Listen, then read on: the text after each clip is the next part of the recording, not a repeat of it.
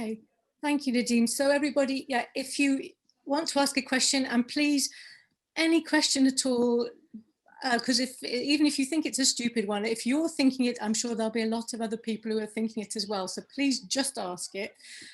If you can raise your hand using the emoji thing, do that.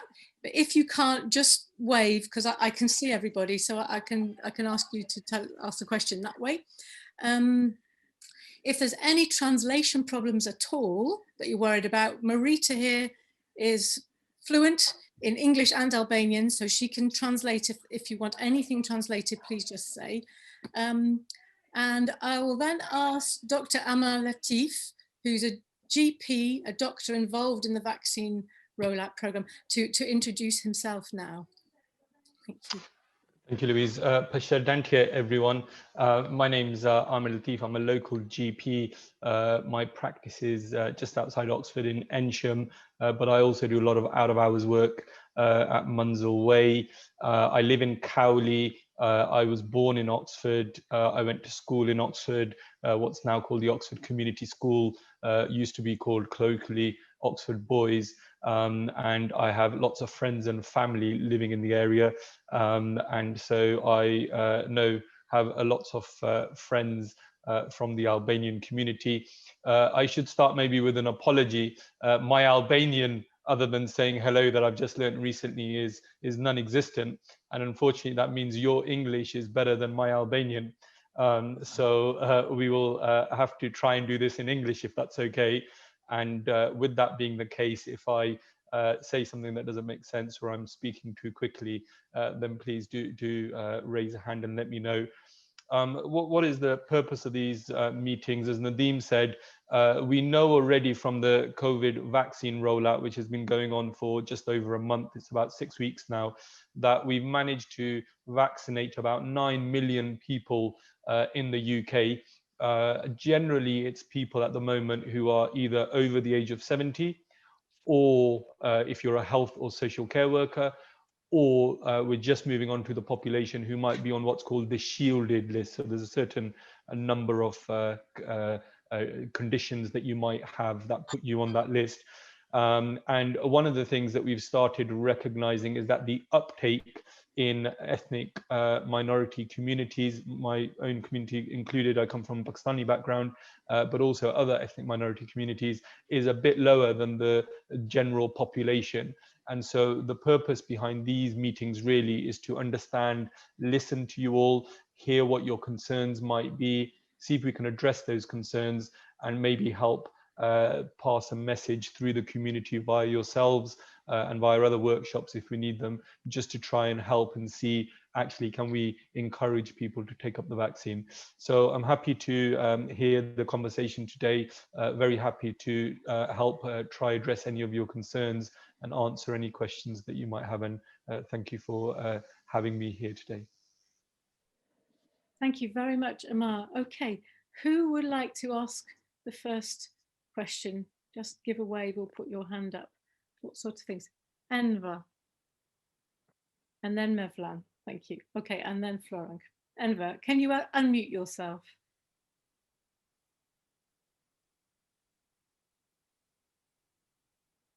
Can you hear me now? Yes. Thank you very much. Thanks for wasting this time with us to explain these things. All right, there are millions of questions that we need to ask, obviously, but we selected a few. I know it's a lot of concern on these uncertain times that we're going through, okay, but there are loads more with the vaccine, obviously. Some are, okay, some people say different things about it. Okay, I just wanted to know, as a first question, what is the difference between building immunity from the vaccine and building immunity from the virus itself? What is the which is the most effective, really, rather passing the virus or doing the vaccine? Thank you. Thanks, Enver. Emma. Yeah, I'll try and answer that. Thank you, Anwar. That's a very good question. The difficulty with the virus is that we don't know how people are going to react if they catch the virus. So particularly older patients, but also younger patients, and we're starting to find more and more, certainly in this second or third wave that we've seen since the new year, more younger people who don't have a medical problem are actually catching it, falling ill with it, and ending up in hospital. So the difficulty is I can't say to you, well, look, if you have the virus, it will be okay, because I don't know. If I caught it, if any one of us caught it, we might be okay and we might get away and not have too bad an illness, be in bed for a couple of days, and that's fine. But there's a possibility that we could end up in hospital on ITU, and worst case scenario, we might end up dying with it, unfortunately.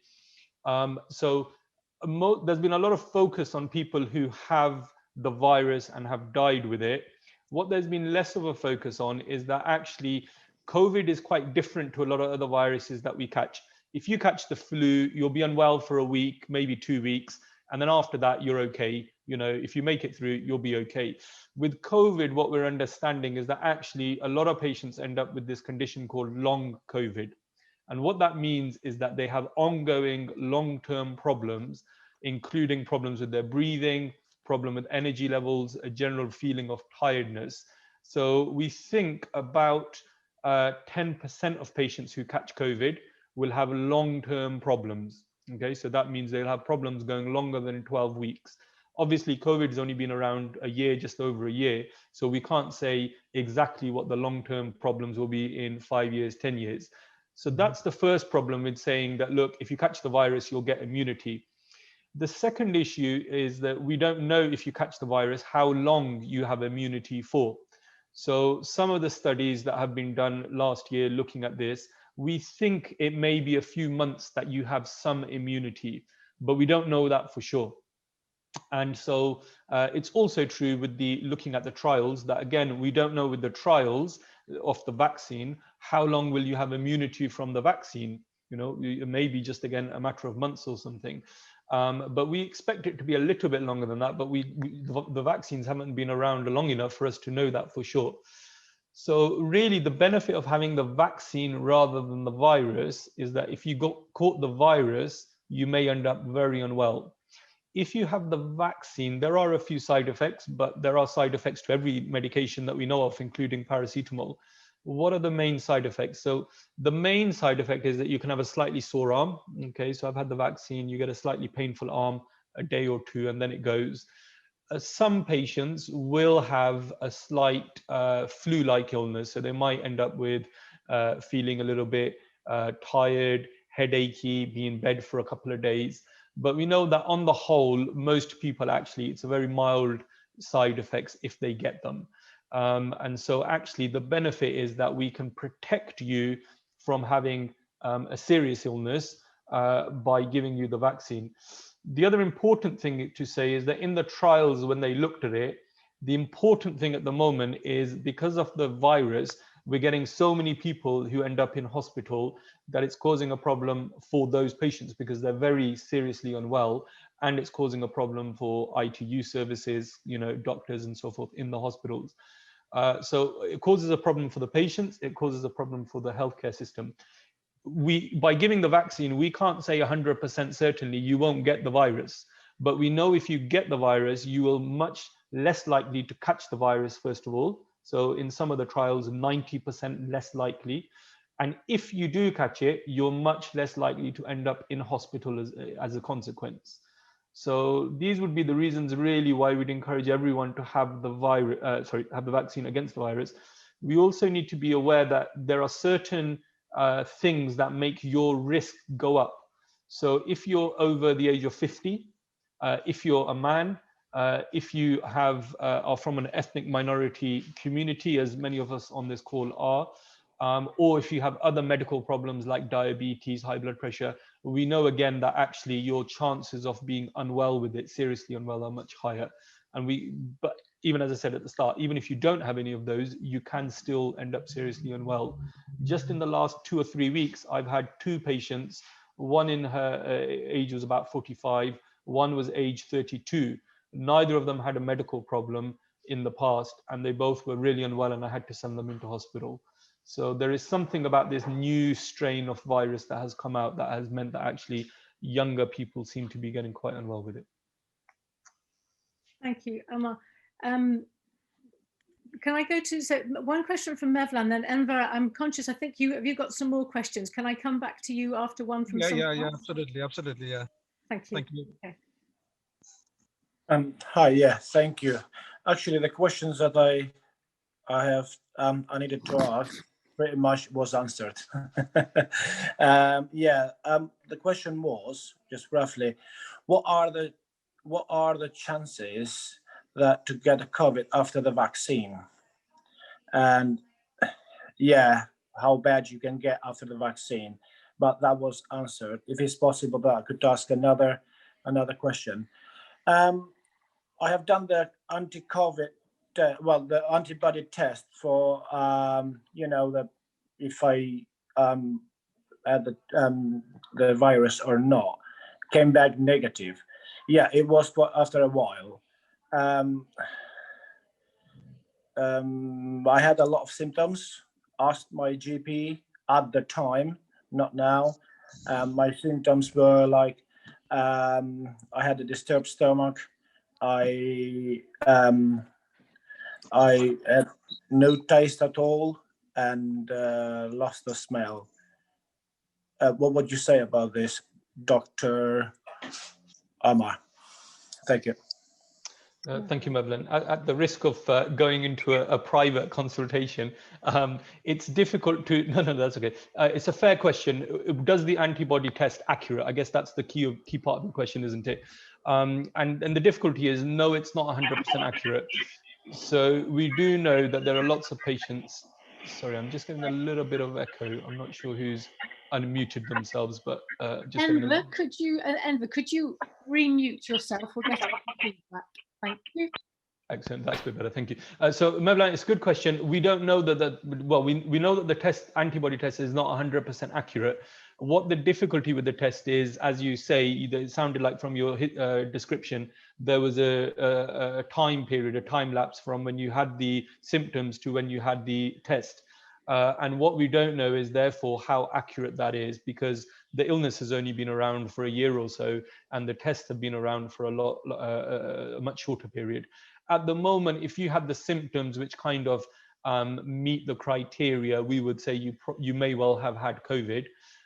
As I was saying earlier, the difficulty is we don't know that that's protected you or not. So the first thing is we don't know definitely you had coronavirus or not. The second thing is we don't know for sure if you had coronavirus, how long you're protected for.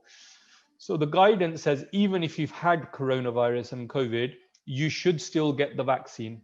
Okay, there's some guidance that says that you may want to wait for 28 days or so after you have COVID or COVID symptoms. And the reason is not because having the vaccine affects your illness.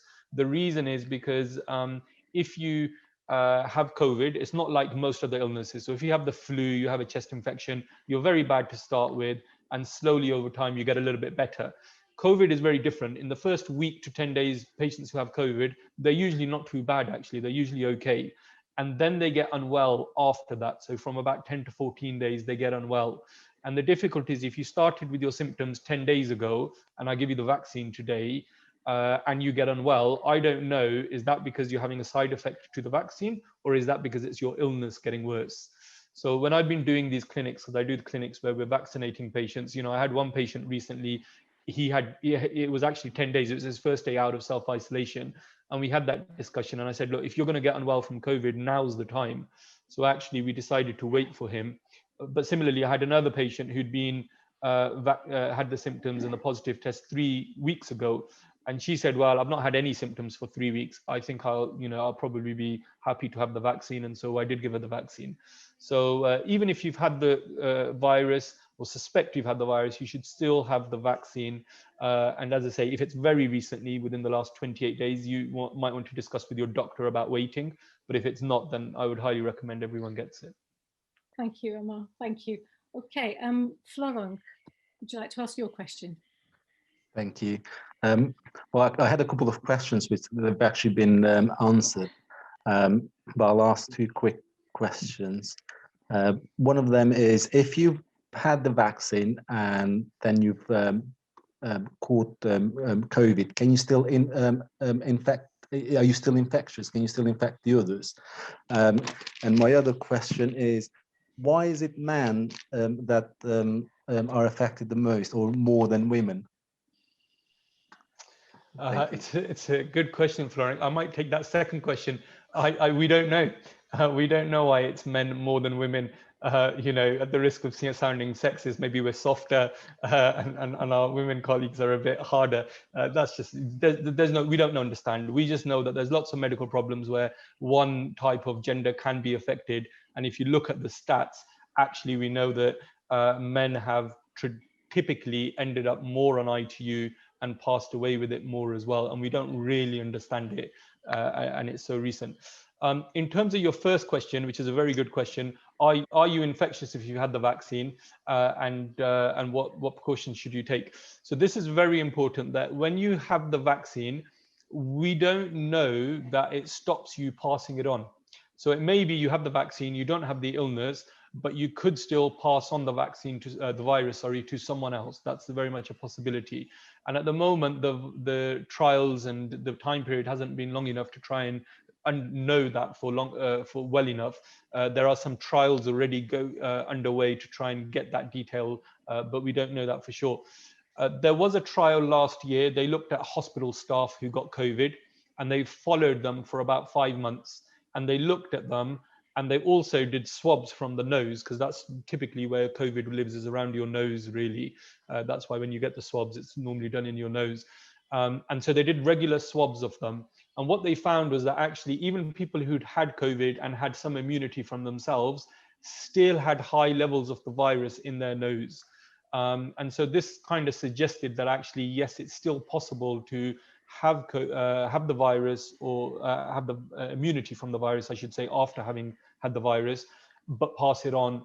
And therefore, we suspect that it may well be the case that you could have the vaccine, protect yourself, but still pass it on. So at this stage, we still need to be cautious. We still have to wear a mask, socially distance, even if you've had the vaccine. Okay, thank you very much. Okay, Ajim, would you like to ask yours? Oh, yes. Got Sam, and go back to Enver after that. Oh, yes. Basically, I thought that all this meeting today, it was regarding why people don't want to do the vaccine, or why they're afraid to do the vaccine. So basically, listen to the news lately, or doctors and all propaganda. It says even basically the vaccine doesn't even work. They're not sure if the vaccine works or it doesn't work. Even people who do the vaccine, they still get sick afterwards.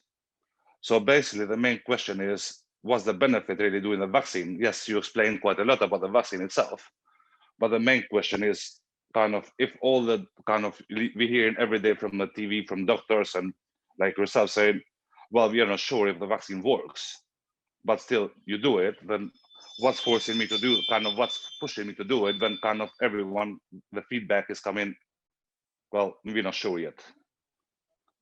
So basically, it's kind of, that's, I think, the main purpose of all this vaccine is, in my opinion. Thank you, Ajim. Amar, would you like to answer him? Yeah, thank you, Jim, for that question. It's a good question. I don't know many doctors who have said the vaccine doesn't work. I don't know which news stories you've seen. There are some people who say the vaccine doesn't work, but if you look at the trials, the trials looked at something slightly different in each of them, so it's difficult to compare them exactly side by side. But if you take the Pfizer one, for example, we know that there was about a 90 to 94% protection level against the virus. So that's the first thing, is that we know it does protect you against the virus. And the Oxford one, again, the numbers are maybe a little bit lower depending on the dosing regime when they had the virus. Maybe it's somewhere between 60 to 80%, something like that, in terms of the Oxford virus. So there's two things really to say. The first is that you could still catch coronavirus afterwards. That's true. But if you've had the vaccine, your chances of having a severe illness where you end up in hospital on ITU or that you die from it are much lower. So the first thing is your chances of catching the virus come down, but then your chances of having a serious illness if you catch it come down quite significantly. So in some ways, the people that we see that have had the vaccine, they still end up with a mild illness. That's actually a good thing, that actually, because if they hadn't had the vaccine, we don't know, they could have ended up in hospital. Okay. And we know there's lots of people in the moment who are in hospital, serious illness. You know, my father, unfortunately, his best friend is currently on ITU on a ventilator. And there's many stories like that. I'm sure we'll all have people that we know either personally or in the community who are in hospital and very unwell with it. But by having the vaccine, we can reduce your chances of having a serious illness. And as I was saying earlier as well, we know that people from an ethnic minority are much more likely to have a serious illness, unfortunately. So by encouraging people to have the vaccine, we can reduce their chances of catching the vaccine, but more importantly, we can stop them or reduce the chances, I should say, of having a serious illness or dying as a result. Okay, Thank you. thank you very much. Sam, would you like to ask yours? Yes. Hi. I had few things, because taken from personal experience, we have my father is 80 years old. He done the Pfizer vaccine, so he done that. I have another experience, because what I intend to hear is the younger generation who they have this idea of, oh, but this one is some sort of conspiracy going on about the vaccination. So I'm thinking of what's the best way to give out the information on different languages, so we can at least we can go somewhere and log in, or in a council website or something like that, so we can find it. Let's now, because we're doing in Albanian, we can do it in Albanian. We can put the information: Pfizer vaccine, Oxford vaccine. This is some sort of information, and we can print it from my office, and I can go and give it to, let's say, to my sister-in-law, which she has the idea, because she's quite on the young side of it, and she has the idea of this conspiracy. That's my father. He done it. He never had an issue. He never had a side effect. He never had anything like that. He's very happy with Pfizer. What he done the both vaccines, first and second, in Manzilway.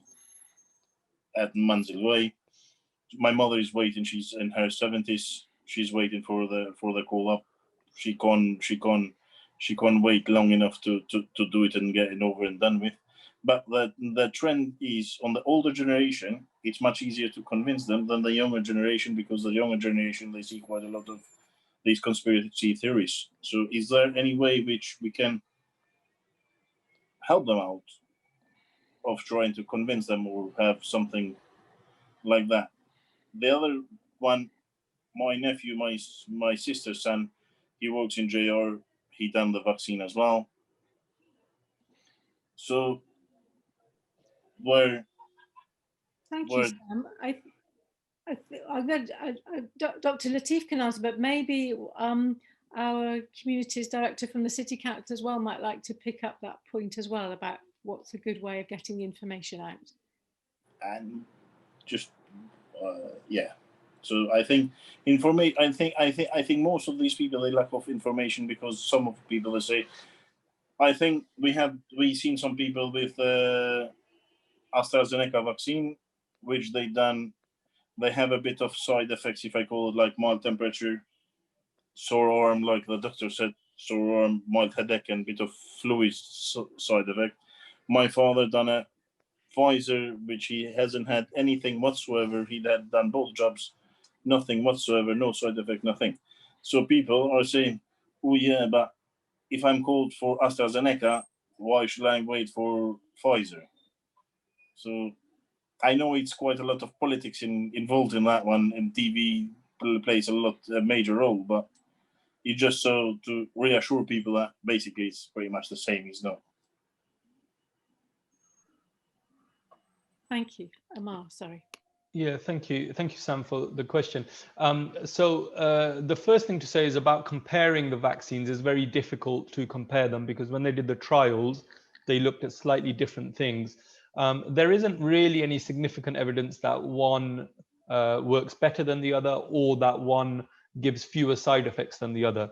And at the moment, I would say if you're called for any vaccine, that you should go for it. It doesn't really matter which one it is. You know, I had the Pfizer one, but that's because it was quite early before Christmas. But most other people now, there's more Oxford AstraZeneca vaccine around. So I would not worry so much about which vaccine you're having. We just know that both will offer protection, and you've probably seen in the news that there's a few other vaccines that hopefully will come online in the next few months as well. So any vaccine will offer protection, and as I say, comparing them is very difficult. Your other question is very good, which is actually how do we try and get a message out there amongst the community to say, look, it is something you should be doing. So the first thing I think is very good is, like you gave the example of your father. At the moment, what people are naturally, as humans, we get scared of things that we don't know anything about. And when we start understanding things a little bit better, then we're less fearful or less scared of them. So if we don't know anyone in the community who has had the vaccine, suddenly we say, well, hang on, we don't know anyone who's had the vaccine. But if people like yourself come forward and say, actually, my father had the vaccine, or my other family member had the vaccine, or this person in the community I know had the vaccine and they were okay, they might have had a slight mild illness from it, but they are okay, then actually that will encourage more people to come forward as well. How do we try and share the message? Well, one thing, of course, is we need to do it in languages which people understand. So, you know, hopefully everyone's have some understanding of English, but the same in my community, a lot of people, they don't speak English very well. So you have to give materials in slightly different language.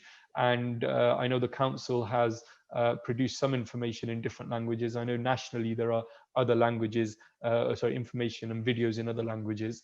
And then the final thing I would say is it's about people that you trust or know. So for example, if you see someone on the news and they say, oh, look, have this vaccine, it's good for you. You think, well, I don't know you, mate. You know, that might be good for you, but I don't actually know you. So why should I listen to you? But if there's people in your community who come forward and give reasons, then actually that's much more powerful, because it's someone you know and you think, actually, yeah, I do know him or her, and I trust them to an extent. So, you know, for example, last week in the Pakistani community, they asked me to put together a video to explain that to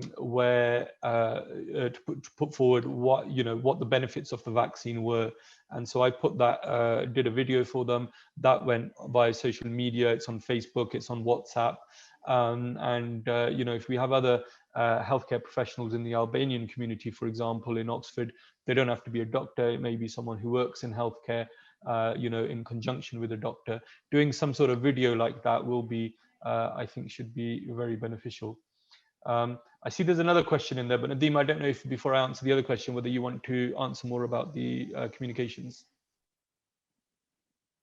Yeah, sure. Thank you, Dr. Amar. I mean, I think there is something about, you know, tell people about this conversation that you've had.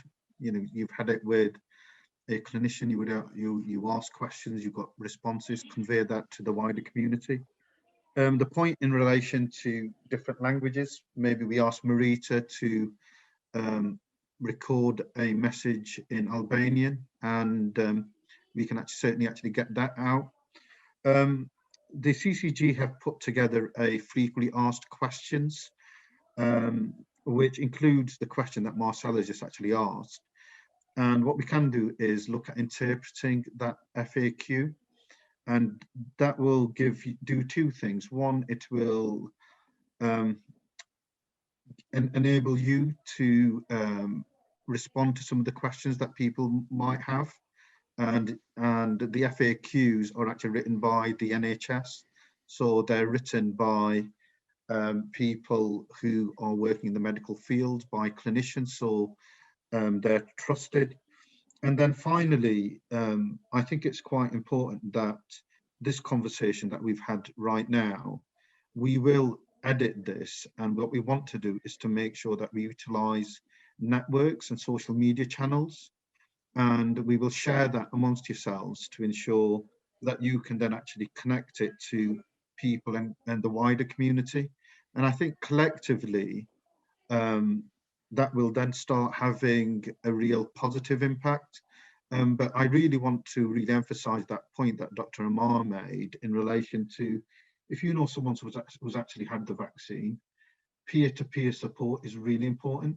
Giving people assurance and confidence is really important. And I would really urge and emphasize that that word of mouth type support has a real impact, much more than all our corporate comms is, because it will feel much more authentic.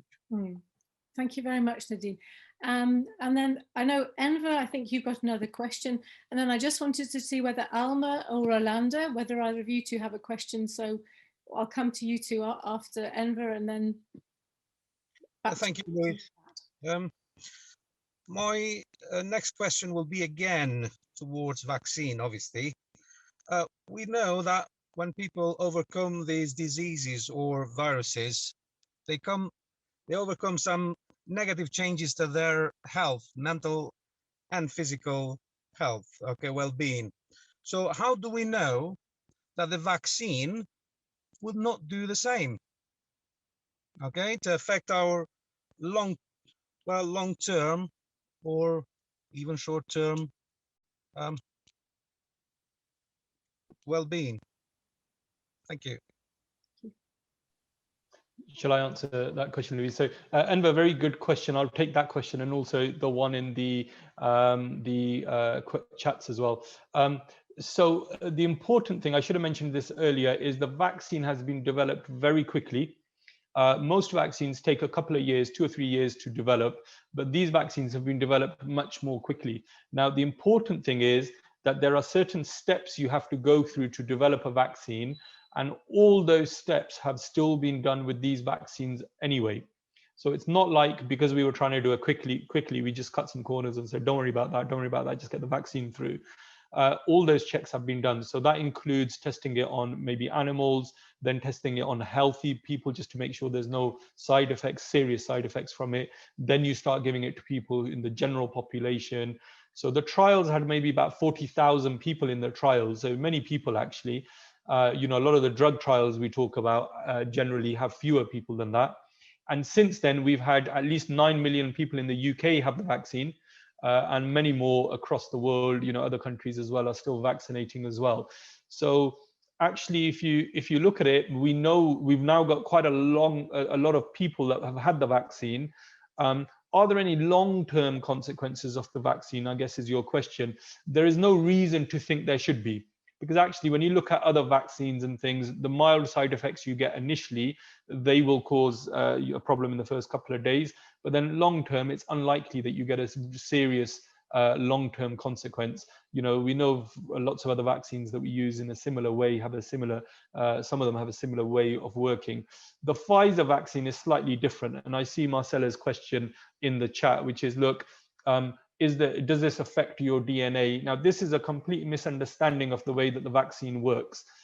It does not affect your DNA in any way whatsoever. Okay, let me be absolutely clear on that. The reason some people have developed that kind of, I don't like to use the word, but fake news type story, is the way that the vaccine works. It uses something called messenger RNA, so mRNA you sometimes see. And what it does is it brings the virus, or it's not the virus, it's the protein on the virus, and it brings it to your body and says, look, if you see this virus in the future, build some antibodies. So what your body does is it starts building antibodies against that. Now, some people have said that using the messenger RNA affects your DNA, but this is absolutely not true, because your DNA sits inside your body cells, inside what we call a nucleus. Okay, slightly technical, but inside a nucleus. And the spike protein that comes via the messenger RNA does not go inside your DNA or your nucleus at all. So this does absolutely not affect the DNA in any way at all. That's absolutely clear. And then, if I might just move on to Rolanda's question, also in the chat. So I'll just take that you just put up now, Rolanda. Being so new, are they safe? We expect that they are. The evidence that we have so far is they've been trialed on at least 40,000 people, and now at least 9 million people in the UK have had them. So there are some things sometimes that we're uncertain about. So when they first were started, the Pfizer one, for example, there was a concern that it may cause more of an allergic reaction in some patients. So what they said was, to start with, let's not give it to anyone with an allergic reaction. And it's not just any allergy, but what we call anaphylactic reaction, where you end up in hospital with your breathing and so forth. And so they stopped anyone having the Pfizer vaccine for a period of a few weeks. And then we had done it on so many people that we said, actually, there's no risk here. So now they say, unless you've had anaphylaxis to the active ingredients in the vaccine, which most people haven't, most people might have a reaction to wasp stings, nuts, penicillin, that sort of thing. So in those patients, it's absolutely fine still to have it. How long does it take to build immunity after getting the vaccine? That's a very good question. So it's difficult to be absolutely certain. I can't say to you, you had the vaccine today, you're going to have this much immunity on this day, because everyone's body is slightly different.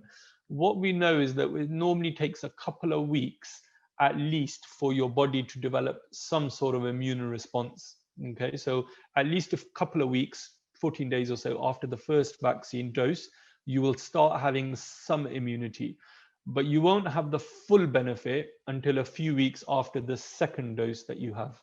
Yep, so you have the first one, a little bit of immunity after 2 weeks, but you have to wait for the second one, which at the moment is being done at 12 weeks. And then you will have a couple of weeks after that, you'll get the full benefit. But as I said earlier, it's still important to remember, even then, it's not, it doesn't tell us whether you could pass it on to someone else. So you still have to, even at that stage, carry on socially distancing and wearing a mask and so forth. And Louise, if you'll allow me, I'll just move on to the other question, which has been put up by Nadeem. I think this may have come in earlier. If you're pregnant, breastfeeding, or thinking about getting pregnant, what should you have a vaccine? So the difficulty here is, when they did the trials, we tend not to include pregnant women in trials. And the reason is, first, we want to know, does it work on people?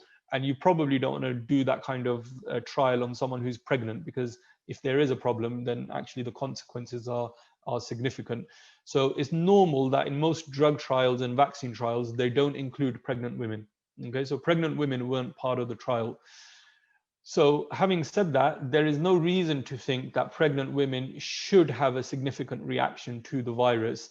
It's not a live virus that you get in the COVID vaccine, so you should not really have a serious risk. But because we don't know from the trials, what they are saying at the moment is that if you are pregnant or thinking of getting pregnant, then you should discuss it with your doctor or your healthcare professional. And the reason is, really, it depends a little bit on your risk. You know, if you are a healthcare professional yourself or a social care worker, and you're coming into regular contact with people who might have COVID, well, then you might discuss with your doctor or healthcare professional and say, maybe it's better for me to have some protection from that. If you're at risk of, you know, at the moment, you're not going out much because of lockdown and so forth, and you're saying, actually, I'm unlikely to go out much or socialize much, then you may arrive at a different decision. You may say, in that instance, okay, I'll hold off having the vaccine. But there isn't any evidence that it's harmful. In the US, for example, they're saying to everyone, yeah, whether you're pregnant or not, you can have the vaccine. Here, we're just taking a slightly more nuanced approach. So there isn't anything to say that you can't have the vaccine, but you may just want to discuss it with your doctor. Thank you very much. But anybody who hasn't asked a question yet before, there's one or two in the chat that haven't been answered, but anybody waving at me frantically? No. Okay, thank you. Then there was one in the chat at the side there, is asking if the vaccine has a negative impact on women's fertility. Yeah, it's a good question. So I hear this a lot from people, male and female infertility. It's, if you have the vaccine, it's going to cause you to become infertile. There's no evidence of that at all. This is something that has just come out on social media, and people have said, oh, it could affect your fertility. If you look at the way the virus works, there's no reason it should affect your fertility at all. And if you look at all the other viruses out there, they don't affect your fertility in any way at all either.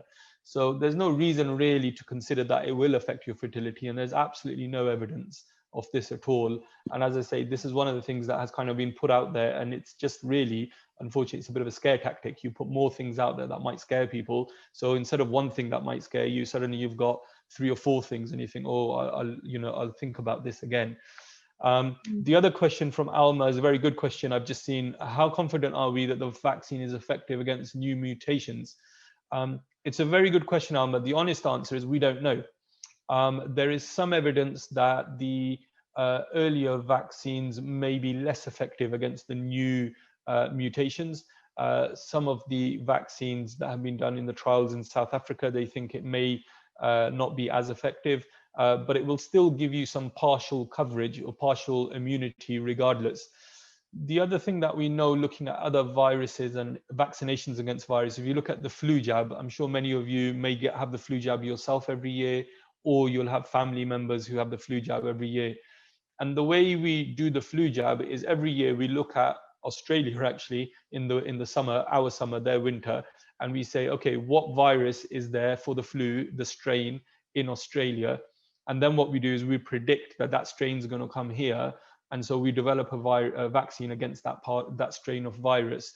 And, usually we get it, the scientists get it fairly accurate, but it gives you some protection, so some cross coverage against it. And so the flu vaccine, for example, is normally between 40 to 70% effective, depending on the strain in any given year. And we know that actually that helps people on the whole who have the flu jab. And so there is a thought that what might happen now is that it may be we have to have this as an annual vaccine every year, similar to how we have the flu jab. That's a possibility. It's too early to say just now, but we should find out in the next few months, really, whether that might be something we need to do. Great. Thank you very much. Thanks, Omar. I just wanted to ask everyone on the call here, have you all been vaccinated against other things? There's lots of sort of childhood diseases. Who here had vaccinations as a child? I think we all have. Probably we all have. Yeah. Okay. So we have all had a series of vaccinations. So for me, this didn't worry me, the thought of having this one, because I thought, well, I've had plenty of other vaccinations, so it seems sensible to me that I would want to be vaccinated against another disease that's coming along now. But how is everybody else feeling about the vaccine? If you were all offered it this afternoon, would you take it? Is there anybody here who would feel worried about doing that? I'll do it. You'll do it? I just have a question for the doctor, actually, because I have 2 cases, if you don't mind interrupting. I have a friend of mine who is type 4 cancer, lung cancer. And I have a friend of mine, I'm obese, but he's super obese. And he's in a bubble, like he has to say, because he's quite heavy. And he's been offered the vaccine, but he's very reluctant to do it. And if I can get some tips so I can convince him to go and do it, because he was sent a letter to do it. I know the guy who has cancer, either he done it or he's waiting, and I know for sure he will do it. So, but yeah, the other guy, he's a bit reluctant. Yeah, so the other risk factor that I didn't mention earlier, Sam, is obesity and being overweight. So we know that if you are overweight and you have COVID, we know that your chances of having serious illness go up quite significantly. There isn't, the only adjustment that might need to be made is really the virus should go into the muscle, and the muscle obviously sits below the skin. And in people who are a bit more overweight, there's obviously the muscle is a little bit deeper. So we need to give a slightly different needle just to make sure we get it into the muscle. So that's the only real adjustment. But I would explain to your friend that actually, I think you said it's a he, you know, depending on their age, if they're over 50. No, he's 40. He's 40, okay. But he's overweight, he's a man. Very overweight. Yeah, I don't know if he's from the same community that you are. So if he's from the Albanian community, then he's from an ethnic minority community. These all put him at much higher risk. And so actually, it would be very important for him to have the vaccine. to try and minimize. And if he has been called for the vaccine already at the age of 40, I suspect that he may have some underlying health problems, because at the moment it's only people who are above 70 or who have very serious health problems that are being invited. So there may actually be other reasons why he is eligible for the vaccine, but certainly it would be highly recommended. In terms of, some people say, well, look, I have a reduced immune system because I'm on cancer treatment and so forth. That's not a reason not to have the vaccine. If anything, that's a better reason to have the vaccine, because we want to try and avoid you catching the virus, really. So hopefully that gives No, my you... other friend who has type 4 cancer, so he's waiting for the vaccine and he can't wait to do it. So I know that because he's under treatment in Churchill Hospital. So yeah. but So is there any way which we can give this information, or an email? You have our emails, so you can like spread an email and we can print it and I can go and talk to them, because sometimes my job is to chat with a lot of people, basically. But so I think this call is going to be, or this conversation now is going to be recorded and made available. And so that might be something that you show him in order to say, look, we discussed similar to your case, may not know all the specifics, but the doctor was very clear that it would benefit you. And there will be other literature out there. I don't know about having direct contact, just because it may be that his medical records, I don't know. So it may be that he wants to speak to his own doctor first if he has any further questions. But certainly sharing this video and sharing, the advice that I've given should be a good starting place. all right, thank you. Thank you, Sam. Thank you, Mark. Okay, well, I'm conscious that we've kept you now for a whole hour, which has been really wonderful of you all to stay. Thank you.